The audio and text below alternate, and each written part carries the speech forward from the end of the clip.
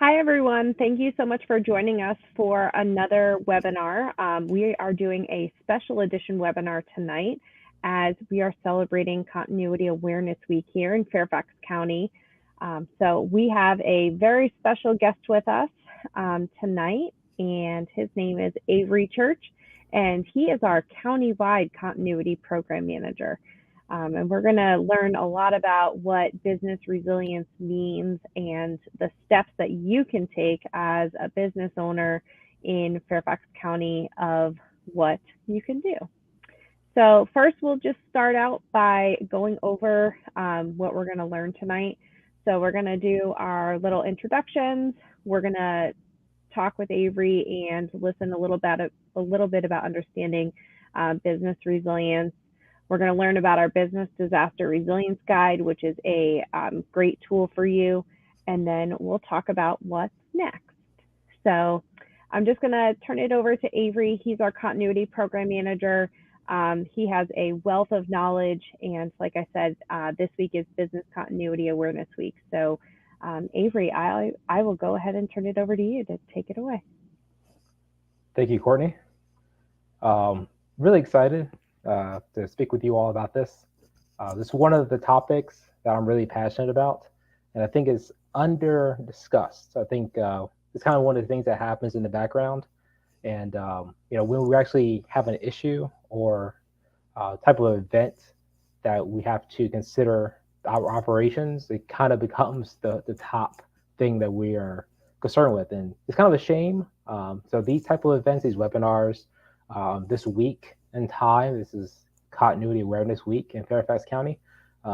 They're important to make sure that people have a good understanding of the importance of planning for your operational success, whether you're a business, small business, big business, whether you're a government entity, a school, a church. These principles that we're going to talk about here apply to a wide range of organizations. So, as Courtney said, we're going to understand business resilience. There are a lot of pieces that play a part, and this is not going to be a, get it right the first time, and in 5 months, you'll be a gold program. It's going to take a couple steps here and there. So, whether you're at the end of the process and you're a big organization that's invested time and money in this, or you're a small mom and pop organization who's just thinking about this, there are a number of things that you can take away from this that will get you closer to the finish line and ultimately closer to securing your investment if you're a business, or if you're a government entity, making sure that your stakeholders, your residents, have a better feeling that you're doing everything you can to ensure that you're able to provide service for them. So ultimately, what does business continuity do, right? It provides detailed procedures to keep the business running, okay? Ultimately, when anyone comes in and starts one of these processes, they're going to ask you, what exactly is it that you do? And a lot of people will say, that's silly, I know what I do. I do landscaping, or I provide childcare service, or this is a church. Obviously, it's really obvious what we do. But the questions are to understand the details about what you do. And that's really important if you're the owner of the business. Do you really understand the details? Every input and output for everything you do. Do you understand who does it, who you're relying upon, and do they know that you rely on them to do their part? Because if they don't do their thing, you can't do your thing, right? Also, to minimize loss of life and money. Two critical things, obviously one more important than the other, but they're both critical into our society, especially when it comes to the cornerstones of things that we rely upon, right? So we want to minimize the loss of life, obviously, and the money that is the result of business operations. We'll skip along here. Business continuity does a great job of identifying things. Like the first point here, we really focus on procedures. We're also identifying emergency response procedures as well. So understanding what's critically important, what's the number one thing your organization must do. also ties to your emergency response ability. That's the thing you're going to respond to probably first, and probably with the most vigor, right? So if your building is critically important to what you do, that's probably going to be high in your emergency response procedures. Secure the building, make sure that security is there, things of that nature. And last on this uh, list here would be identifying the backup and post-disaster recovery procedures. So one of the things that we always talk about in continuity is having, you know, backups. We want to eliminate single points of failure. And single points of failure are exactly as it sounds. It's a single point, one, where if that point goes away, failure is pretty certain. So whether it's a single person who does the process, or it's a single facility that's charged with something, we want to make sure that we have backups, whether it's a live active backup or a backup that we can get up and running quickly. That's what we try to make sure that we have understanding of. So, and those are the things that business continuity planning does for an organization. So the resilience in business continuity, right? Resilience, really important word. You're going to hear it a lot in the industry. You're going to hear it a lot in the future. The reason, because of big events that's happened recently, whether it's COVID-19 or conflicts in Europe. These are things that have cascading effects that are not always reported, but you'll want to feel them if you're part of the business or the government community. Um, so understanding your vulnerabilities, as we spoke about previously, understanding how your business is run, and then understanding who you need to rely upon. I can't think of many businesses that produce the things that they sell from cradle to grave. So they rely upon vendors. It's all into the supply chain, right? So that's a vulnerability because you don't own the supply chain, right? You don't own the roads that your trucks drive upon. You don't own the grocery stores that your items are sold in. So those are vulnerabilities to your business. So understanding the resilience in those areas. Um, the resilience has to be marketed. Similar to auto insurance, no one wants to buy it, but it's a critical piece to a smart financial plan to have insurance for your home, your car, umbrella insurance.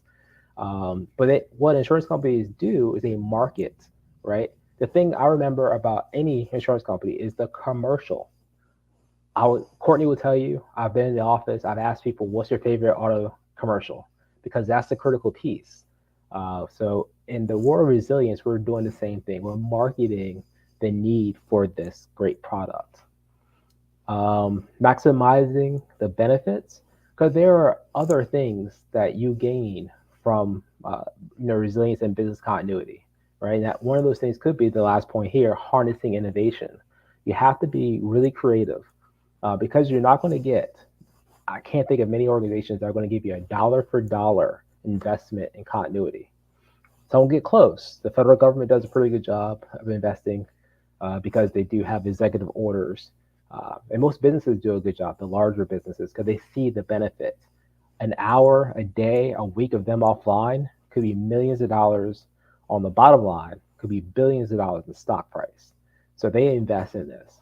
But they also have to harness innovation because they can't make the investment in every expensive piece of solution, right? So those are the things that resilience and business continuity kind of bring to the forefront. So the other way to think about it, right? All of this planning, the thinking of details and talking about your vendors and vulnerability is kind of a cycle because it's always going to be improving, thinking about it, right? And then coming back and then making sure that everything lines up. So we see here in this cycle, understand business and process needs, right? That's where we kind of start. Conduct planning. Having a plan, whether it's on paper, which would be preferable, but even talking about it with your critical staff, your vendors, planning, just having that piece worked out is going to get you 50% to the goalpost. The last piece here implement controls, and manage the risks. So the things that you can control, right? The things like, uh, having audits for your critical assets, um, and understanding the risks. That's why most businesses have insurance, because there are risks that you can either, you can just live with. Like, hey, I can't do anything about the weather. That's a risk that we just have to live with. There's risks that you can mitigate by the company. We hire better employees. We have security, or there are things that you pass along to someone else so it's their risk. That's why you purchase insurance that transfers the risk from your business to the insurance company. Um, so those are things that we want to consider. Monitoring the performance of your functions or the business as a whole, because you will understand, um, if you have a continuity event, an event that disrupts your operations, understanding what that really means with real numbers. Because your performance on a blue sky day, which means when things are nice and pretty, there are no disruptions, is X. But if you have a disruption, we can't get trucks on the road, staff can't come into the office. What does performance look like then? Now we can actually document that delta, and we can see what is continuity worth to us. And then the last piece would be continuous improvement, where you find something that's an issue, you fix it, and then you continue to do that. You test it, fix something else. That's kind of how this whole thing works. So when we talk about how all this works, what are we talking about? So here we have 12, but 10 core, 2 supplemental elements to continuity planning. I'm not going to go through all of them, though all of them are definitely worthwhile topics to discuss. The number one item is number one for a reason. It's not just because it's the first one we came to. Anybody who's in continuity planning will tell you that essential functions is the number one thing that you want to understand, you want to document, and you're going to spend a lot of time making sure that these are documented, and understood by those who execute things and in leadership. This is going to be true in government and business. It's just the way it is. So I tell you, in Fairfax County government, we have a little over 430 essential functions across all of our entities.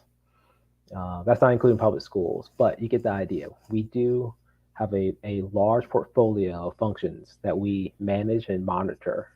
And that's what the resident in Fairfax gets as far as service, um, you know, police and fire, tax, parks. Those things aren't done with just a few people and like $8. There's a big machine behind it, really efficient machine that gets things done. And most of those things done are the essential functions. Continuity facilities. So these are things or places, more importantly. That's just a thing too.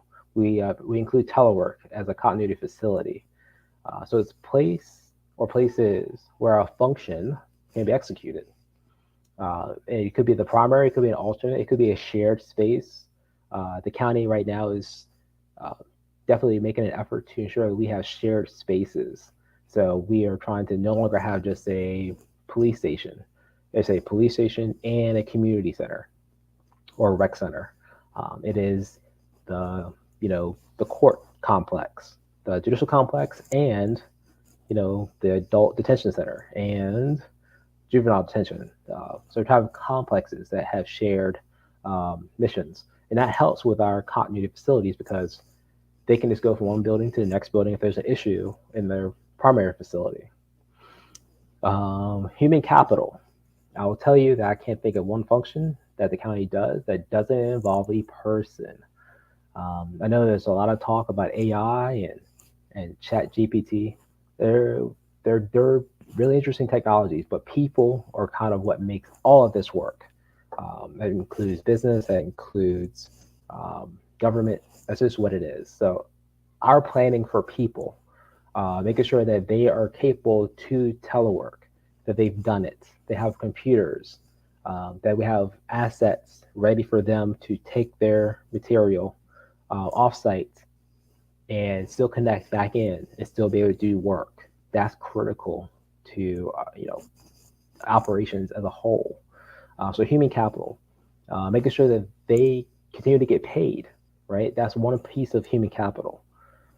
We like to think that everyone's going to show up because they're great people, and they are. But also, you want to make sure that you're doing your part as a business owner or a leader in government, that your folks continue to get the things they're expecting, just payments and such.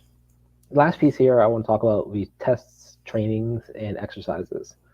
So all of this is great. We can make the most beautiful plans, beautiful presentations, but if we don't test it, we don't actually train the folks that are going to do the business, right? We don't sit down with the CEO of a business and explain to them, here's what this means. Here's what you need to do to be as efficient and effective as possible to ensure that your organization stays in business.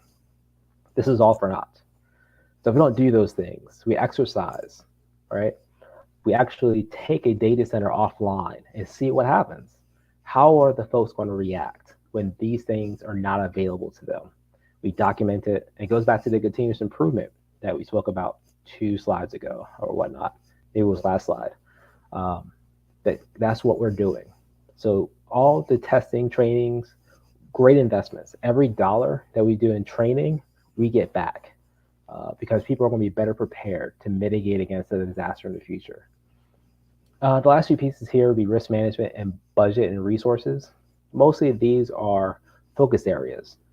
Understanding risk management talks about insurance, right? Safety programs, making sure that buildings are outfitted with things that we know are going to be needed, like AEDs or fire extinguishers. That's part of the risk management program because there's a risk, fire, heart attacks, that we're managing by providing tools, assets, and resources in places that we know are smart. Buildings, lobbies, the offices, right? And then the budget and resources. That's there because the understanding is that none of this is free. That's just the reality. So all of these things are worthwhile investments. And as a continuity professional, I spent a lot of my time convincing folks of the implied investment and the worth that it brings and the return, the ROI. So the budget and resources, if you want to start this, you're going to have a budget. And that budget is going to be more than $8. But understanding that, be smart about it. You can take steps to get to where you need to go, but that's what it's going to take to make things happen. So ultimately, what's the benefit? So you gather business and safety resources in one place. That's what the plans do. And that's going to be intuitive. It's going to happen by nature. But also the plan, how you'll meet your recovery time objectives. Basically, when you're offline, how long can you be offline before bad things happen? 24 hours, 36, a week? What's your recovery time objective? And that's what the benefit of the plan, that's what the benefit you get from having that plan. Your functions, the people who do the functions, you set them up. Your CEOs have been trained, they've been tested. Everyone's doing their part. How quickly can we get back to business if something were to occur? That's what the plan, that's the benefit of having a plan that's written out, that is, been part of the culture and then spread through, the organization. And spreading through the organization is critical. Now, this is going to be a self-serving for our profession, but I think you'll see the importance of it. Spread through things in your organization. It really depends on who's saying it. A lot of people will probably be like, oh no, I'll listen to anyone if they say something that makes sense. I want to believe you, but a lot of times we have to be efficient. And efficient means the higher up the chain this person is that says something, the faster this thing gets done. So my premise here is, where should continuity live? And the answer is, it's high up the organization and as close to the leadership as possible. Because ultimately, if you have things like VP level right there, because the investment here and the payoff for a well-situated continuity capability is definitely going to be beneficial. I don't see it as much different from any of the other traditional high level organization placements like HR, right? As the people, COO, all operations, right? Right there in the operations section. If you're having someone who manages all of operations, someone should manage the continuation of all of operations. And that's what this is. And those two bullet points here talk about kind of the thought process on why you place someone where. Higher up you are, or versus lower in the hierarchy, right? Task operations kind of lower in the hierarchy. You're doing things versus strategic planning. More strategy is done at a higher level. A lot of this is strategy, strategizing on our survival, right? Second piece is understanding, driving, and restraining forces. So you see a larger picture of the organization depending where you sit. If you're a VP or you're a deputy county executive or somewhere at that level, you see more of the organization. The more you can see, the more you understand the forces of organization, the ones that drive production or drive value versus restraining. And those are things you can anticipate, and you can write your program around those things. So that's kind of a real quick sales pitch about the where it should sit as far as in the organization. So I sold you. You say, hey, continuity is great. This makes great sense to me. How do I get from point A to point B? Corporate sponsorship is going to be number one. Someone saying to everyone else, this is important. We're going to do this. Kind of a theme of this presentation. We talked about hierarchy. We talked about higher you are, the more credence to what you say has. Like corporate sponsorship is critical. The exercises and after action reviews, also critical. We talked about how your dollar for dollar investment in testing, training, exercises is going to come back. This is how you get success. Periodic, repeated. We will exercise this annually. That's your commitment, right? And updates to your plans on also a periodic basis. We will do it annually. Incorporating other more solidified pieces of your organization, like IT, right? So making sure that they are involved in planning and that they also have their own survival plans. They have something called a disaster recovery plan. So they think about their servers, their cloud assets. They think about data lines, computers. So all of that is part of their disaster recovery plan, cybersecurity, all the things that they use. Vendor availability planning. So understanding where your vendors are physically and where you land on their lists of critical contracts or partners. So having a real understanding of like, we are number 5 on their list in a region. We may not get service in the first couple of days. Understand that, plan around that, and you can be more successful because you're coming from a position of truth as opposed to a position of, well, we spend $10 million there. We have to be the number 1 customer. Probably not. So, those are things that help you become a successful organization as far as, being able to continue your operations. So, items to focus on. Not a whole lot as far as the big picture, but creating a culture of continuity is critical. I spent a lot of my time, as I spoke about previously, ROI, return on investment. I'll talk about efficient and effective. If I can help you understand how your organization works, you can better understand how to make it more efficient. So understanding how we all interconnect as far as accounting or a business, right? Other departments help another department kind of be more efficient and do things. So putting that on paper, making it more evident for folks to see is critical. And part of your business and part of your job is going to be doing that. So continuity is a methodology, not a script. Can't emphasize that enough. A lot of times, I think we see that people want to pull out a plan and just, what we're going to do here is follow X, and then we're going to go to R, then we're going to go to page 5. That's not what we want to do. So in an event, we want to make sure that people are doing less thinking and more action. And how to do that is to train them, make it second nature. And when we do that, we make everything more efficient. Things move quicker, right? A lot of things in emergencies, you don't want people to be introducing themselves for the first time to someone in the middle of an emergency. That's bad times for us. We want that to already have been done. And that goes back to the methodology of we practice this and we've seen each other 4 or 5 times a year, right? And lastly, the training and planning of the plans, like planning out how we want to write the plan and training it, critical piece. And the plans are kind of over here on the right-hand side there.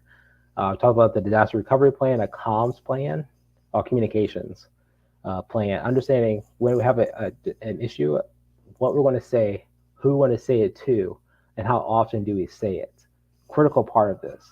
Because people lose faith in organization if they think that they're not being told the truth or they're not being told anything quickly enough. So as people say, a false story makes it around the world before the truth puts their pants on. That's what you're fighting against. So let's talk about a very critical product that was produced here in the past year, the Disaster Business Resilience Guide. The Business Disaster Resilience Guide. So here in Fairfax County, we have a very diverse ecosystem of businesses, nonprofits, for-profit businesses, government entities of all types, federal, state, local, where we have a hodgepodge of things here. So that makes the things that happen here a bit more impactful. So this tool is designed to be an easy-to-use guide to assist all of these entities in doing the one thing that they're all interested in doing, and that's surviving to the next day, based on any type of disaster, disruption, protests, whatever event they're facing. The goal is to help those entities make it to the next day. So the benefits of the guide is two or threefold.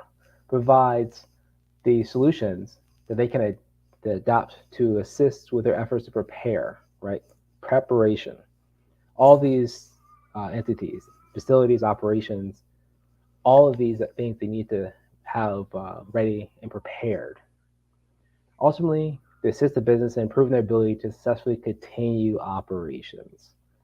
Demonstrate how they can be instrumental in their own preparedness and resilience. Their own preparedness and resilience, right? You got to take care of number one first. So that's kind of the theme in the guide. And lastly, it shares the local contacts and industry resources to achieve your goals, which is to continue operations. So I will kick it over to Courtney to give more detail about the guide and to give more information about other assets and resources in the county. Perfect. Thanks, Avery. So just like our community emergency response guide, the business disaster resilience guide is also a tool for you to use. So within the business disaster resilience guide, you can expect to find templates. So we love templates. We don't want you to have to start from scratch. We have planning templates in there for all of the things that Avery's talked about that you can go through with your own business to kind of work through what you're going to put in your plan. We also have in there core action steps. So what you can do before, during, and after different disasters. We have some examples of what can happen. And then we also have those important contacts and resources that Avery just talked about. So on the next slide, you'll be able to see a little bit more in the table of contents and kind of how it's laid out. You're going to find, just like the community emergency response guide, that's for your personal preparedness, that this is broken down similar into before, during, and after that emergency. We did put together a list of core steps that you can take just for every business to take. So up on the next slide, you'll see that list that you can use. So these are just general things that you can do. It also provides examples, just like in the community emergency response guide, of what you can do to shelter in place, lockdown, evacuate, and then tips for communicating with your specific employees that work for you so that everyone knows what to do and the actions to take when the time comes. We also have an example of what our template looks like.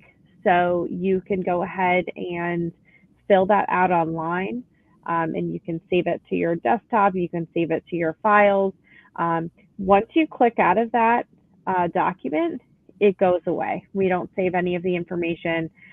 You can go back in and edit it if you have a way to edit a PDF, but you can also use this and just write down your plan. So we suggest good old pencil and paper.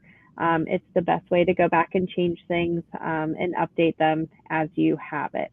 But this is available on our Ready Fairfax site. It's one of the first things that you'll see on the website. So please utilize it. It's a great tool, and this is for any size business. You can take this, it's just a template. You can take it, adapt it, add to it, make it your own. So we want to make it work for you. And if you have any questions, we can do more in-depth presentations and even help you walk through putting together your own business plan. So these are great resources. If you have any questions, please feel free to reach out to us. What do we have coming up next? We're always looking at what's coming up ahead. We do have our next webinar scheduled for June 7th. That's our first Wednesday of each month. It's just our regular monthly webinar. And we're going to talk about all the different ways that you can get involved in emergency preparedness, or just even in your community, how you can contribute to preparedness, whether it's with the police department, the fire department, our volunteer organizations. We have a lot of different opportunities for you to participate in. Getting involved doesn't always mean that you actually have to get out there and volunteer as an organization. It could be volunteering within your own community or within your own HOA to also put together a neighborhood plan. So we also have a guide and a template for that, which we'll talk a little bit more about next month. But thank you guys. I know this was kind of a short webinar, but I hope that you got a lot of great information. You know, putting together a plan for your business is super important, just like it's important to put together a plan for your family. So I hope that you guys got a lot out of this. And if you have any questions, you can always reach out to myself or to Avery, and we would be happy to help you get your plan together. All right. Well, thank you and have a great night.